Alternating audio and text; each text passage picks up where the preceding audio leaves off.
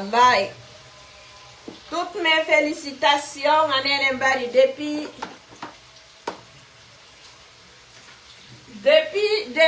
les États-Unis. Depuis les États-Unis, la famille. Miuri ka onani milandi ke sita idonge jam. Yalla tawara ono nebe mo ben fo hidon e jam. Dotori Allah subhanahu wa ta'ala yo wadi hijabe mon. Partout dans le monde, quand on dit on a gagné, on dit qu'on a gagné à voilà. Pareil. Tagado no yurmi, bobo be gono ara wobbe no yaha. Aray e yido bobo Fatou Janjang on. Fatou Janjang on feƴƴini no yurmi. Yalla fewne yaafomo yaafodamo e yaafaɓe yo Allah taw hara ko yaafaɗo si ƴettita tutorke ma Allah yalla naɗumal janna to boobo no yurmi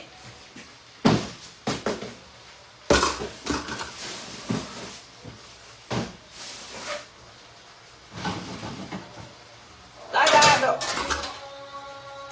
e ɓe noddini alansara tagaɗo habbiɗo mayde no mari jangam aga do habbi do mayde no mari jang donc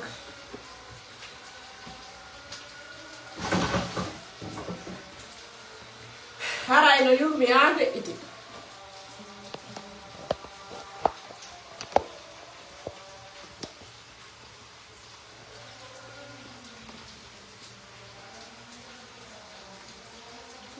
ganji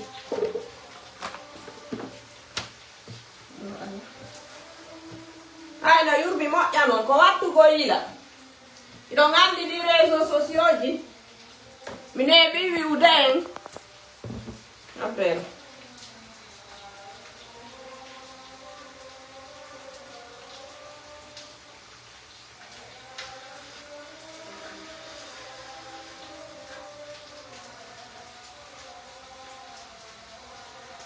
on tapote un peu la famille, on tapote le live, on tapote un peu, sinon ça va bégayer. On tapote un peu. Pas de la non. On a des vidéos de ça.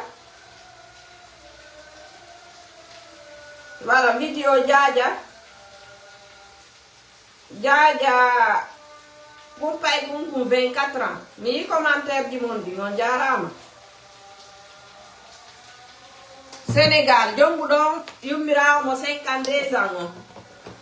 Je vais montrer la vidéo. Nana beolok ben nana. Kono mahintaw. Fika bobo be bendo. Ko wattu gol yila. Baydo ngandi ka réseaux sociaux do. Ne bio yetade. Nyande ben hande kaka réseaux sociaux be woni ka TikTok e ka Facebook be ka réseaux sociaux mo yidi yo nanu mo jabali yo accu non donc bobo be no woni fragile trop fragile non n'importe quel nene bobo bibbe mabe si a jabi si tawi hina a protéger be wata hollube ka réseaux sociaux si a jabi si a jabali hollaɓe koko minni ko buya emen hande no sikkude ñanneɓe no Fouta e fof en dogi. Merci beaucoup pour le cœur. Merci tapote moƴƴat donc cœur jene. Buy emen hande no sikkude en alti ñanneɓe ɓen ka village en dogi e wi enen e yeyi kacca e mo wiɗa yo yiltito ka village mum wo yeetoma min mi fokkita hey min mi fokkita par ce que fii honɗum ñanneɓe ɓen no ton alors que hande ñanneɓe ɓen hinoɓe ka saare il faut que nanen ɗum ɗen faamen ɗum ɗon hiɗe wonde e maɓɓe ka caya hiɓe ka l'école ji hiɓe ka atelier de couture ji hiɓe ka affaire commerce voilà parce que ko faamo ton si tawi neɗɗo o toñirama ñanneyagal hara ko o ɗum yo henan on o mayata o ronka accude héritier ça veut dire ko mo accita golle makko ɗen voilà golle makko bonde ɗen o accirayde ɓiɗɗo makko jaɓuɗo o si on ɗon kadi accira ɓiɗɗo mum accira taniraɓe mum hande boboɓe no woodi ko kamɓe ɓuri wonde siitege enen noon nden sikkuɗe en acciɓe ɗon ka saare alors que hiɓe ka réseau sociaux argol ɗo ƴetton fayɓe ɓen boboɓe innocent ɓe wonɓe fragile hiɗa andi hay anjan on tigi a protégaki a howaki min ɗon halima miɗo andi combien d'attaque on tigi heɓata ɗon miɗo andi donc wonde ara on tigi hay wawata ɗanade jemman fo ara o maɗine voilà yimɓe no witiri ɓawa mum mo doga mille ɗo kon jiidira kon jam joni noon boboɓe no woni fragile hunduko moƴƴana tagaɗo hunduko min ko binani ɓe sifo kon seki haysi hunduko tuggike ɗo e leggal kaki ɗin fof ɗi yoore joni noon e yii hande nene boboɓe ɓen ɓiɓɓe maɓɓe ɓen hiɓe saadiɓe ka réseau sociaux sugu ɗum an hiɗa waali hollede mais hara fayɓe ɓen ta jaɓu exposude ɓe ka réseau sociaux voilà hina fi Fatou Janjang ɗum woni e wowlude ko kala neɗɗo jogiiɗo boobo hollu hoorema an jano on holla hoorema voilà parce que an a woni ka réseau sociaux mais ɓiɓɓe ɓen il faut les protéger en fait on protège ali ɓe haala ko heƴata kon e men heƴata ɗum e pay koy eɓe woni fragile ha feƴƴiti nani donc ɗum mi falano soulignude haray ko yen andu ñanneɓɓe hiɗe wondi e maɓɓe joni noon on va se retourner et au sujet wonɗo wadde ni buzz ka réseau sociaux yimɓe ɓen si ɓe nani ɗaynayi mo sujet no wadde buzz pour e haray ko sama kala woni sujet on alors que sujet on ko gongajo ko woni ko ɗum innete no wadde buzz c'est pas parce que haray sujet on ko fenade mi yi yimɓe no acci commentaire ji hey fais attention hein fais attention parce que moi je suis au Sénégal mon frère ma sœur parce que ko hakkude ɗin ɗo haray ko on rewɓe ma onon accuɓe sugu ɗin commentaire ji ɗon haray ko o worɓe Sénégal on jeeya Sénégal on jeeyaka Sénégal sénégalais ɓe tigi ɓe ala arde ɓe yennanmi ka commentaire ji par ce que fii honɗum hiɓe andi sujet ko moni e worude kon ko ɗum woni feƴƴude hande Sénégal mbuuru médiaji ɗin fof yalti si tawi onon on esprit maaki wonɓe onon mi ala généralisde wonɓe accude ɗin commentaire ji ɗon mi fena e woni onon on esprit maaki voilà on yiyata ko ɓuri juutude kinal mol ngal on ala renseignade hay e futtere man voilà donc si goɗɗo ari waɗi goɗɗum fihimo mettama wata ndarumo min neɗɗo sino mettam mi yodiri kamiri mi darata mi bulokete par ce que Allah waɗi Facebook no addi ɗo ko bulokira yafela Facebook no addi ɗo ko ka ñoƴƴa buloka goɗɗo voilà ko won ɗon ko año tollan ɗum sot seke hay ittatalan ni eɗa raɓam ni eɗa ko año tollan par ce que on yirtintalan on soƴƴintalan wosi tawi a monanike mo a piyata ɗum ko ɓeydere kanaru noon hiɗon faamude voilà ko Allah waɗinmi ɗo e abonné ɓe am moƴƴuɓe ɓen haysi komin tato donc ko aroton ɗo saboton komi woni e wadde kala komi waɗi onon on sabotay c'est pas forcé yo yiɗam min mi besoin naaki ɗum ɗon par ce que hay yiɗuɗon goɗɗo onon sugu ɓen personne ɓe ɗon fuf nokko naɓata uddi voilà si a monani ke mo a piyata mi wi ɗum ko ɓeyde kala non donc je vais montrer ici la vidéo Diadia Faye Kunkunka woni e yewtude ɗon nanay ɓe olofu ɓe nantina ɓe nanata olofu ɓen ka commentaire voilà si tawi vous êtes pas inspiré en fait on anda fuu si ɗon jooɗi on ala andude fuu ko woni feƴƴude Sénégal ce n'est pas de ma faute en fait voilà ko intelligentement on woni ko fanɗi par ce que o yiyata hay fuu si goɗɗo kadi ari wowri vous êtes toujours là à se poser en fait dire non c'est des mensonges tu fais que mentir on non sodanta connexion accita golle maɗe hiɗa e boutique hiɗa e tabal hiɗa ka bureau ma accita ɗum ɗon fof ara joɗoɗa dara fenade pourquoi pas o fi hondu waɗan ton ɗum a daru fenade ɓayna si tawi hara a haɓɓa a haɓɓaka yaw ka ɓe fenata ɓen ɗo yaw ka wolay ɓe goono ɗen ita bonnu énergie ma o min goɗɗo siko fenay ɗo mi darata goɗɗo si tawi a welatalam mi daratama c'est de ça qu'il s'agit en fait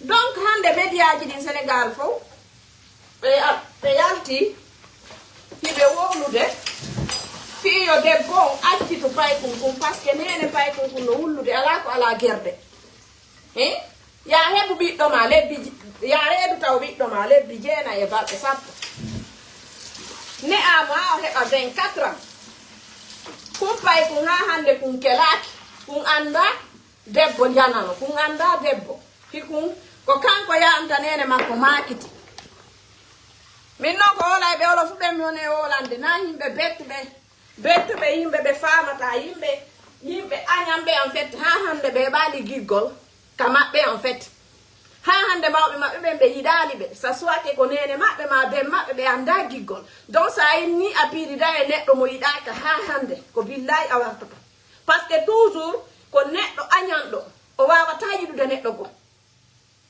donc reeɗa ɓiɗɗo onon jibimɓe ɓe par ce que min mi jibinal ɗo mi anda ngata ko muusi kon jibina o neamo ha heɓa 24 ans ya feelantan noon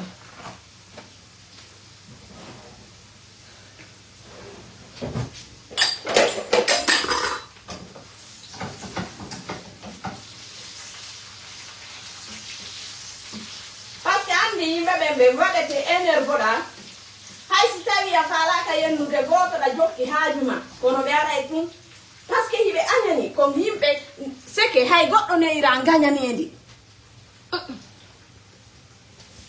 annay neyiraɓe gañanedi en fait coucou ma chérie konno way lovely day jam ça fait longtemps j'espère que tu vas bien et ta fille elle va bien hay neɗɗo neyiraɗo hara ko gañanedi o wata no wawɗon noon mi nani noon woɓɓe no e moɗon Sénégal ɗo mi généralise ta ko yennugol tum gonga Abbas e frère am to ko onon tum arata woɓɓe mon parce que je ne vais pas généraliser en fait ko woɓɓe mon ko onon tum arata e commentaire ji yenna goɗɗo nene fimo waɗi vidéo hina an o waɗani vidéo hande hina an o waɗani vidéo janggo o landaki avis ma o anda hay si tawi hiɗa woota o waɗi vidéo o posti ka page makko par ce que fi honɗum ko ɗum woni golle makko ɗen siɗa yiɗi ara ndara si a yiɗa ti tire en fait ti bloque la personne par ce que ko añotollan ɗo hina onon tagimmi si tawi min halima mi laɓaka no falira ɗon non hinami ɓeygu mon mi wonata kele mon mi sataki wonugol jaja mon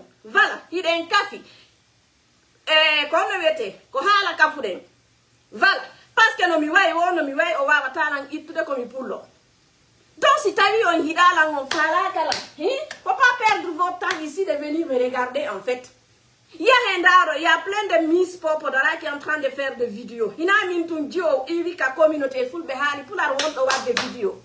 Voilà. Allez, je vais vous montrer la vidéo. Donc, Hande. Attends. Au fil on nous lire ta vidéo, c'est pas pour me justifier. Kofi, Yondar, dans Moya. Pas au violon de Fempi, Sénégal, en fait. Donc, Fempi, donc. C'est que, on problème, parce que quand on bouge Sénégal, en fait. Parce qu'on a un merde au Yen. In Sénégal, il vit en fait. Wawata fait du décalé, du holofouping. Wawata fait du ton parce que vous flanquez au Sénégal, en fait, pour sortir et insulter n'importe qui, en fait. Il y a des bodits qui est bien. Honte à vous, en fait. Donc, il fallait qu'aujourd'hui, je m'énerve comme ça, là. Hein? Pour des sottises comme ça. On got the water ko hidu dong. Oh, wawata wadam de horemo. Ni joni on yahe wadon. Pécile comme ça, là. Je vais vous montrer la vidéo. Nana ebe olofu ben. Wawa on. Sifanade. Nana ebe ben sifano. Benana ta ben. Voilà. Yumbira won. Oso dani bi domako motor. Chak kruko doginira. Pai kunkun no kasudu. Ko kanko ya anta mo marketi defana mo law yanamo. De coup, Diumira on sort d'un bit de mon moteur ou gollira. C'est normal. Donc, on est pour nous forti. Et bien bon. Des bons wati. Et nous nous démons, on a mon course. Et dès qu'on a mon course, on est rendu gonat entre mappes.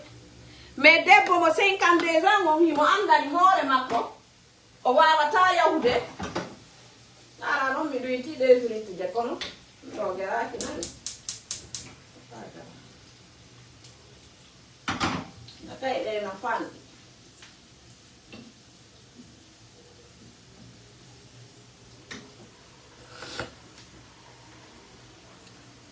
ko nder dum don gi gongol sori entre mabbe to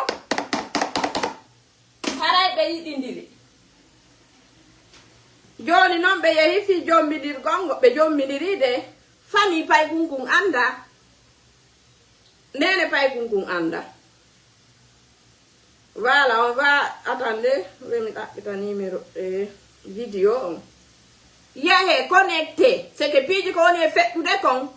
Yahe ka YouTube parce que ils ont jodi tout entre Facebook et TikTok.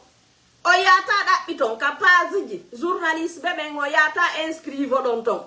Donc on si go arrivo li go tout ce que vous pouvez faire en fait c'est d'insulter la personne. Voilà, je vais vous montrer la vidéo. Voilà, il me donne. Yo nana be olo fu ben yeji on namtine yimbe bula ube ben to yaade Sénégal wona 10 ans wona 20 ans haray hay nanga def benanata pes de couillon que vous êtes.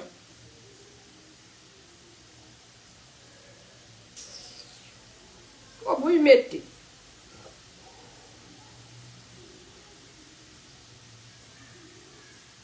ay wajuru ko gorki amon ken ko yimo ko jaaja pay kunni o yi abel to waye duma demé li ehino pay kunkun ehino kundo ko jaaja makko ni mi active songo ekuto moƴƴa ono ngata yaade ben dara hara be Sénégal to yidube yennugol himbe ben do be final to so be fini be arda do be ekuta do moƴƴa be dabba neɗɗo nantinɗinayɗo ɓe moƴƴano ko woni feƴƴude kon donc yahe inscrive ɗon ka ɗum ɗo nini kaka Instagram piiji ɗin compte ɗi woni feƴƴude tigi tigi kaka Instagram ka YouTube oɗon famude Twitter yimɓe ɗaniɓe haysi ɗo yeyi l'école ɗum nafata en fait parce que vous êtes taré, votre esprit est codé en fait. Donc on va écouter la dame. amon ken ko fi joge dem di ñaani ji jabar yeguñu ko man mi magam vidéo lañ ma envoyé bi ma demee liggéey ji foofu laa yem ci live bi génn waxaatuma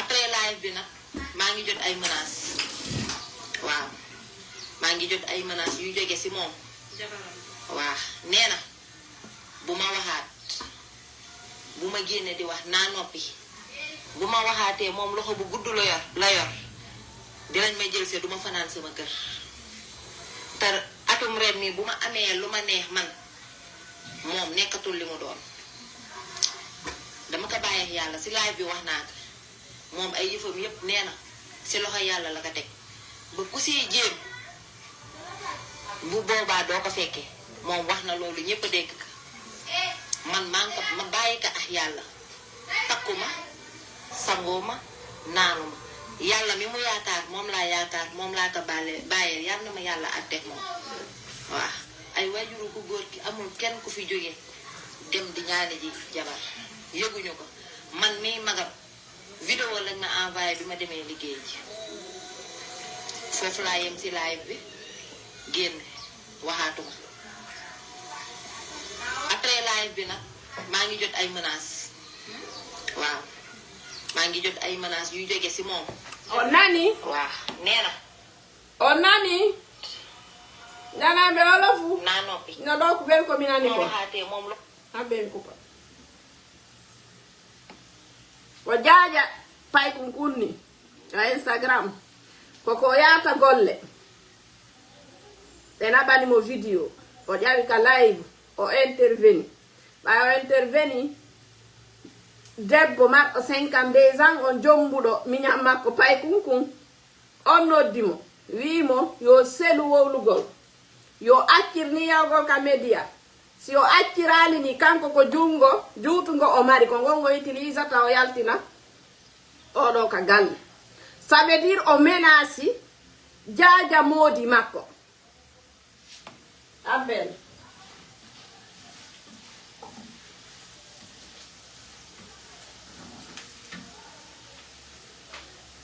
jiwon non o wi kanko ko Allah o hoolori o wi o fiɓata o lototako o mi anda o haɓɓata donc kanko ko Allah mo debbo hoolori on kanko ko on o hoolori e hino o miñam makko ka nene makko ko ɓe ɓiɓɓe ɗiɗo oɗo o jombalaw o yalti heddi kumpay kum ɗo donc ɓe yehi ɓe jombidiri jaaja jiwo on andali sinaka internet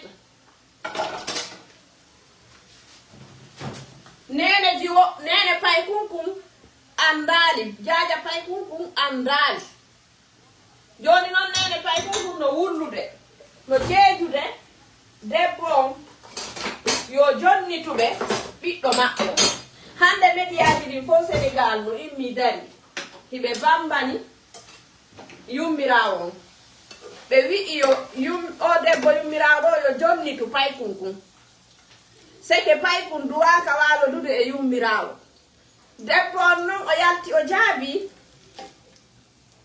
o inni ko dewgal koko Allah yiɗi annabajo yiɗi hamɓe mi holla on ɓe jooɗi ka otowal pay kunkum no doginde hino welti mi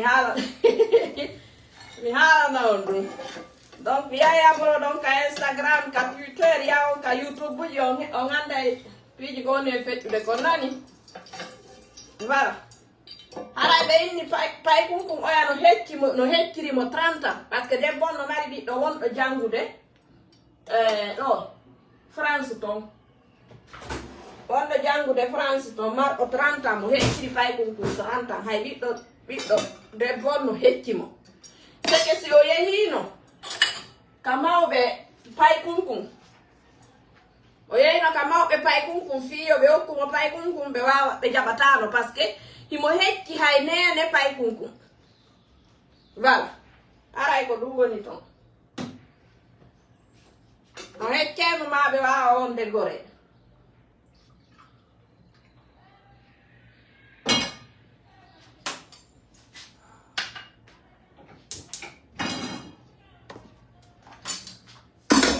abbe ɗum kaɗo mi holla on photo idani video pai kunkun e yummirawo ibe dogina ka oto voilà video ibe watti musique mi ala active de do musique Youssou Ndour be wi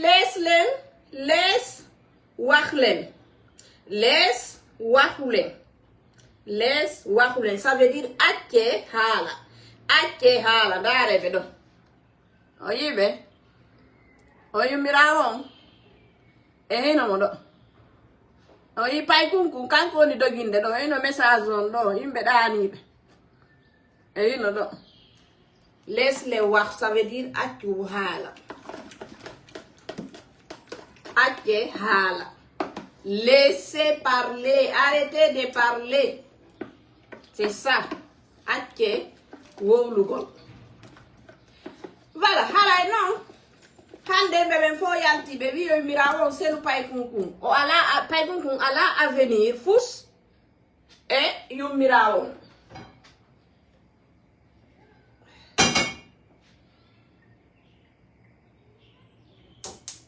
ka belan na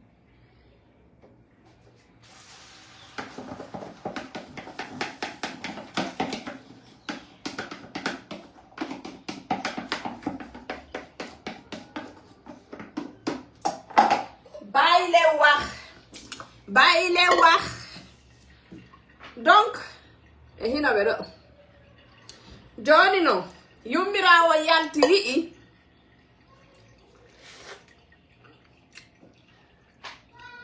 o wi mi hollay on Sénégal mi feƴƴali jiide mi hollay on debbo mo 52 ans no wawi heɓude par ce que yimɓe ɓen wi'i o bonnay woni avenir paykunkun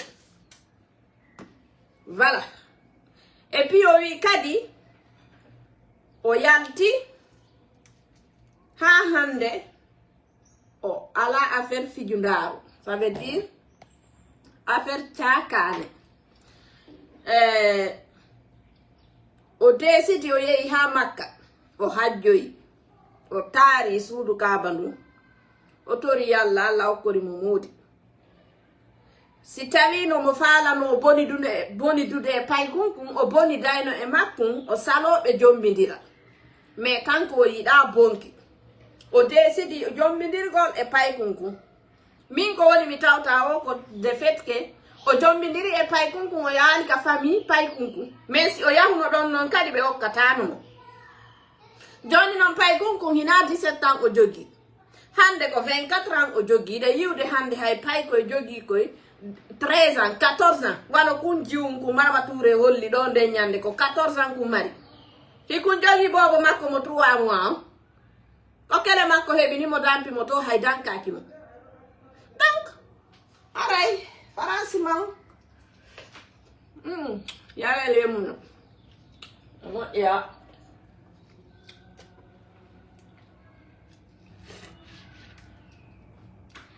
miɗo mari ɗo kadi ko ɓuri ɗum ɗo kadi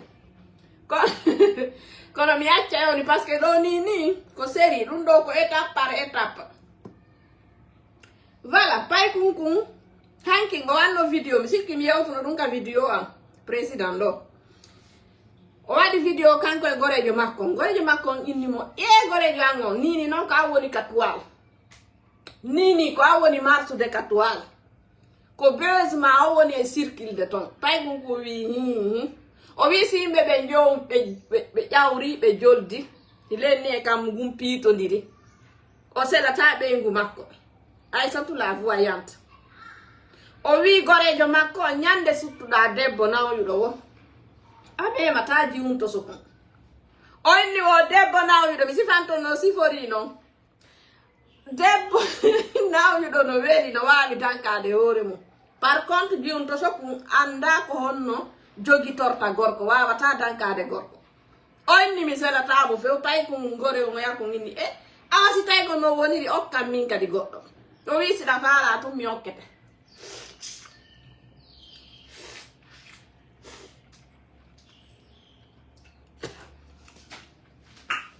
Tourne.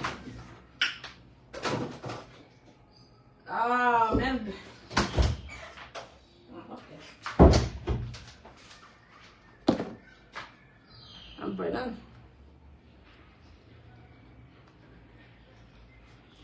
Iran on gasi. Lole mi ala yaltude ɗo ka yaasi ɗo. Donc inscrivez-vous hein. Inscrivez-vous la famille.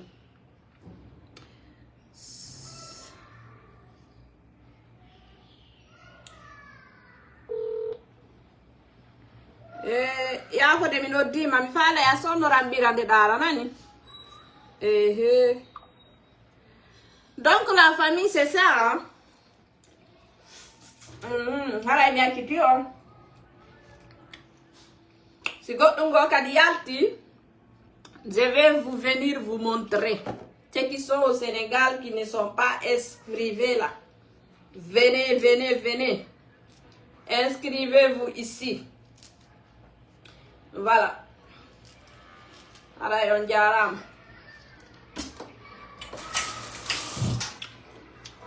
Am na itta koɗe.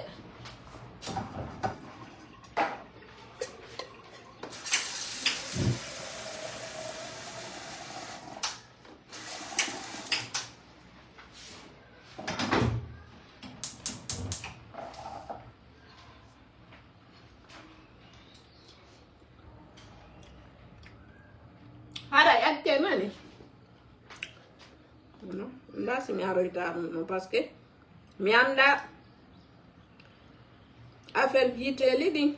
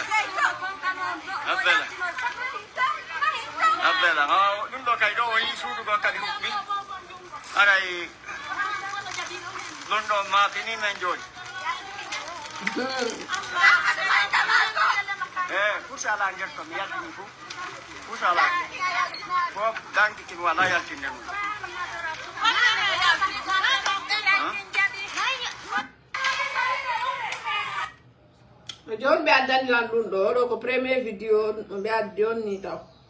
On va regarder la deuxième vidéo aussi.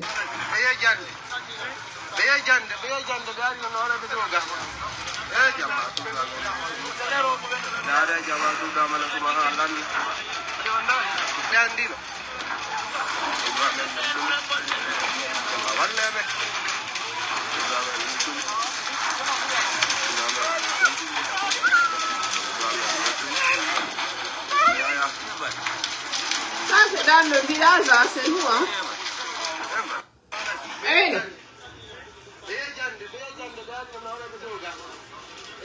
Alla lonti mi sikko ngandi e hino ko woni sunnude la ilaha illallah muhammad rasulullah sallallahu alaihi wasallam. Awa ɗo ko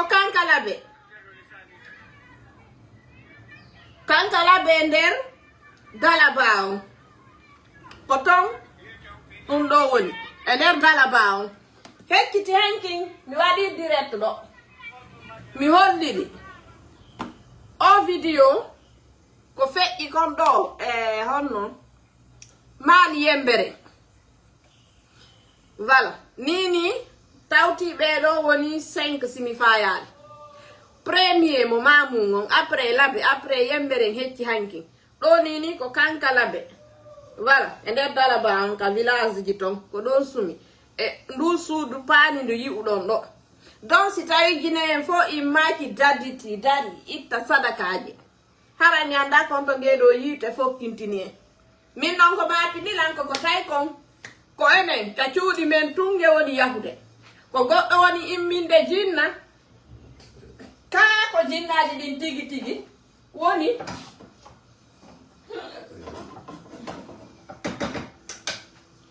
ka ko jinnaji ɗin tigi tigi woni arde huɓɓa yiite voilà par ce que wano on vidéo feƴƴuɗo ɗo honno ɗo nomi fijini ɗo nde ñande Mali Yembere la famille wano on vidéo ɗon ko nene bobon ɗi pi ha on ɗon faɗɗa ɗi ƴetti bobon ɗi sornimo e ley huɗo donc c'est très grave en fait c'est wakkilaki immoɗe jonnidiren juuɗe itta o mbuɗu to ɗe yankiɗasiji mo be itta sadaka si goto be jori ke ɗo wigol ko mamum ɗa sumi ti ko laɓe télé ɗa sumi ko hakkude mi Allah ko fokkitiɗo mi anda ko wonɓe yaade allo Oui, allô? on jarama Yarama hono. awa nala toon Gantu ko bewni ɗon. alhamdulillah golleji ɗi Gantu. ok e jeltiyo Ko kon sumude ɗo ɗum ko honto ni? mi ala nande on goy Mayini. Kon sumude ɗo ko honto ni? koɗo kankalaɓe nder dalaba on Ah, ok. Ko ɗum falno andude quoi. awa jarama ko ɗon ko kankalaɓe nder dalaba on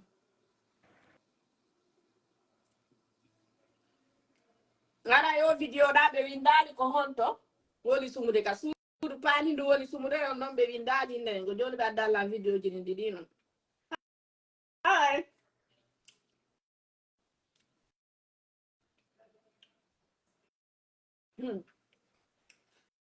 mi anda ko honto suti ɗen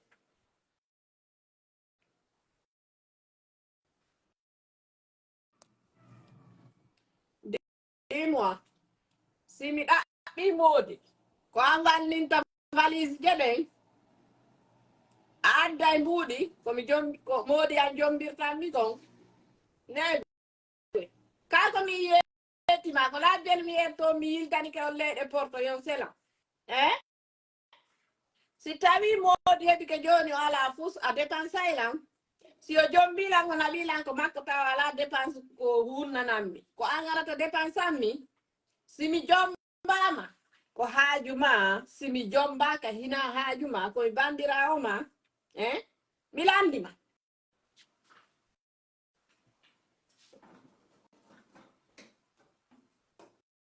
par ce que on ɗoɗo wimmade yamon kafo mbuɗe sappo cuuɗi mon no sumira ni jinnano immo ana himmina guitene yimɓe ko argol ɗo ukko yimɓe e wolan goɗɓe a wiyay kani woni ɗo ɗum ɗo dérange o hande miɗo ñaami goy hande jinnaji ɗin ɗo ka ɓe teliji ɗaɓɓitilan ɗo wallahi no wonti biyay o yiye on tigi yayla ñalorma teɗɗam par ce que mi jombaka nan bandirawo mum en gotirta nokkon gotum si maayi ɗo joni ko min tum surrete selo yimɓe ɓen ɓe respira noon e dewle mum dewle économie ka ko goɗɗo yetti yo si tawi goɗɗo si a maayi a jombaka a waltaka gabruma nayi goy on yaɗo Aissatoula voyante o jombaka o yeehi ha Makka est ce que ɓeyinnomo natta ko ɓayo jombaka ka ɓayo yeehi rewgol Allah malaikaji ɗi wiwno o rewata Allah arrêtez vos imbécilités là comme ça là j'aime pas ça hein. Laissez-moi la paix hawta gaburu en kafa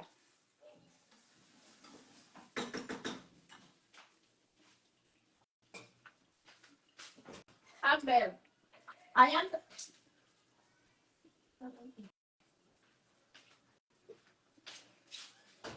adi kanta ɗo monon e ɓe nguji mo ɗi landi o kono adi kanta ɗo monon e ɓe nguji mo sero yimɓe ɓen ɓe wuura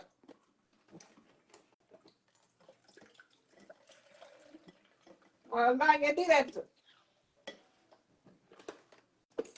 ɗi kanta ɗo yimɓe ɓen ɓe onon e ɓe nguji mo hay dépense ɗo ronkani ɓe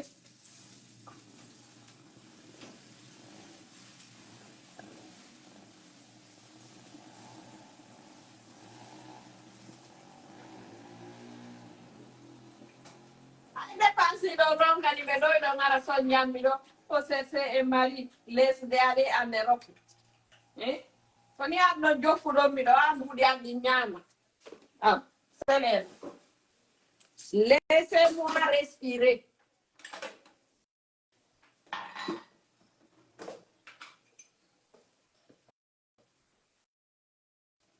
Laissez-les gens respirer. Che drewle mo ñamde o ɗon piira ɗo wartindira matin midi soir.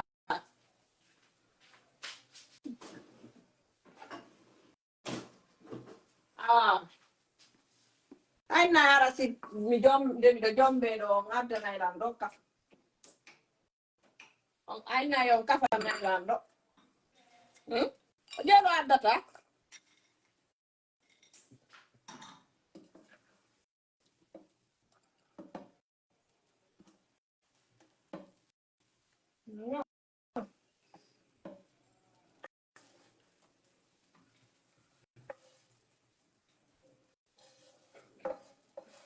yimɓe ɓen ɓe respira les gens veulent respirer o no mi yejjiti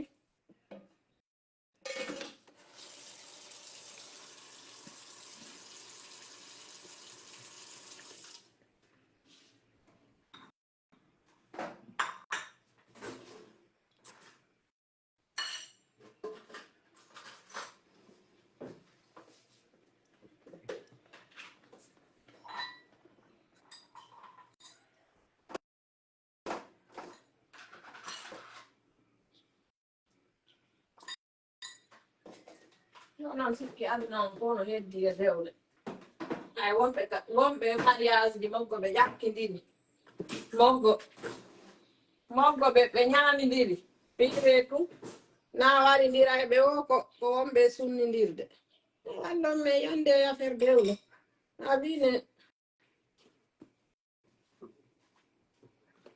allez merci beaucoup la famille mi acci toon mi takoje haɗa en joni